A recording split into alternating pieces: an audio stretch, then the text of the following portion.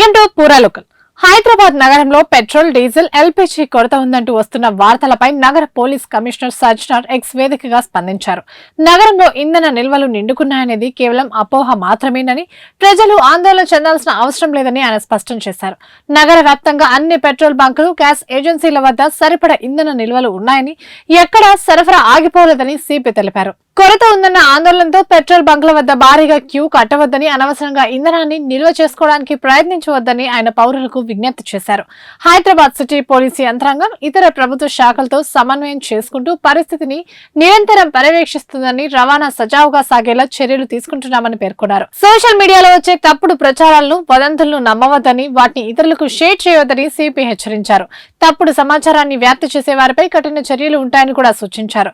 నగరంలో సాధారణ పరిస్థితులు కొనసాగేందుకు ప్రజలందరూ సహకరించాలని సిపి కోరారు. రద్దీ వల్ల ట్రాఫిక్ ఇబ్బందులు కలగకుండా చూసుకోవాలని, అత్యవసరమైతే తప్ప బంగ్ల వద్ద బారులు తీరవద్దని సూచించారు. ఇవి ఇప్పటివరకు అప్డేట్స్. మరిన్ని అప్డేట్స్ కోసం చూస్తూనే ఉండండి పూరా లోకల్.